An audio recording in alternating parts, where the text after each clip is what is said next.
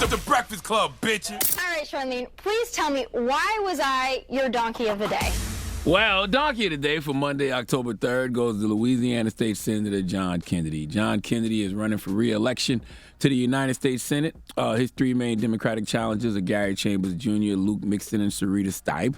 Now, Senator Kennedy is running ads for re-election in Louisiana, and he is tapping into a strategy nationwide that both Republicans and Democrats are tapping into, and that's the public's fear about the high crime rates that are happening all over the country. I know folks want to say it's just Republicans doing this, but let's not act like tough on crime. Joe Biden, who gave us things like the 86 and 96 crime bills, isn't using the high crime rates across the country to his own benefit as well, okay? President Biden's Safer America Act is his crime-fighting strategy that will cost about $37 billion, and the Safer America plan includes money to hire and train at least 100,000 police officers. So yes, every politician wants to be the politician that can ensure public safety to the people, because that is something folks will think about when they are in the voting booth, especially during the midterms, okay? Well, Senator Kennedy is taking things a step further. He's not just pointing out that violent crime is surging in Louisiana.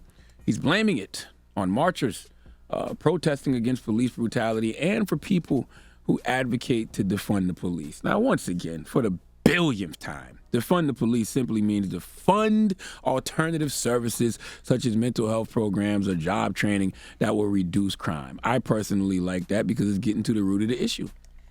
It's easy to be tough on crime after the fact, but when you invest in people early and provide them the resources they need, you probably keep them from turning to a life of crime in the first place. But Senator Kennedy opposes measures to defund the police. In fact, this 30-second ad that he's running has a very specific request. If you don't like the police, in fact, he gives you an alternative. Can we listen to Senator John Kennedy's ad, please? Violent crime is surging in Louisiana. Woke leaders blame the police. I blame the criminals. A mom should not have to look over her shoulder when she's pumping gas. I voted against the early release of violent criminals, and I opposed defunding the police. Look, if you hate cops just because they're cops, the next time you get in trouble, call a crackhead.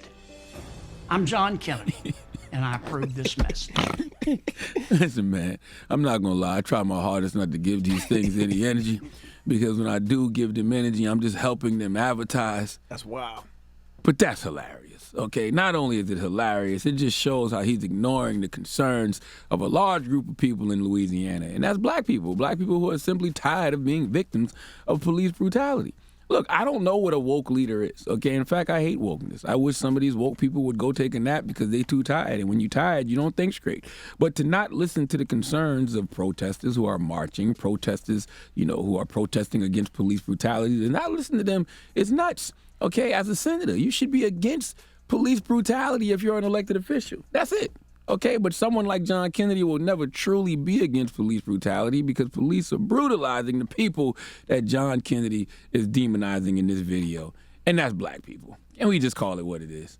Okay, look, I'm not against police. I just want police to truly protect and serve. And I hate the racial disparities that exist within law enforcement. And when there's an emergency, yes, I'm calling the police.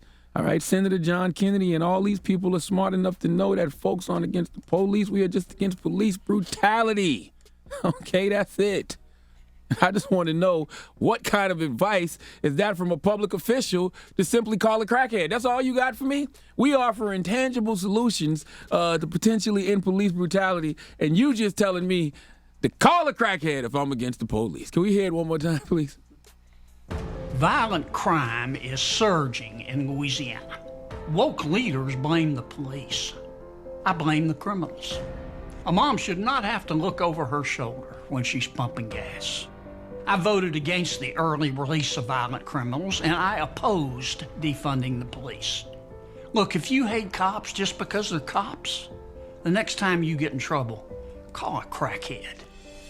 I'm John Kennedy, and I approve this message. By the way, violent crime and police brutality, are two different things. I don't blame police for violent crime. I blame the criminals for violent crime. But when police commit a violent crime to an innocent person, I want them treated like a criminal. Why is that so hard to understand? That shouldn't be too difficult, right?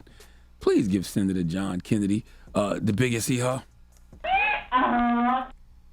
Matter of fact, let Kathy Griffin Give Senator John Kennedy the biggest hee-haw. Please give this giant jar of mail the biggest hee-haw. How about my girl, Chelsea Handler? Chelsea Handler want to say anything to Senator John Kennedy? Hee-haw, hee-haw. That is way too much Dan mayonnaise. What about the God, Chris Rock? God, Chris Rock got anything to say? Cracker ass, cracker. Oh, okay. What about my girl? My girl down there working fast food. What she got to say? Singing right there. One up. See, was that singing? Ain't that right there? Uh-huh. It should say singing cracker. There you go.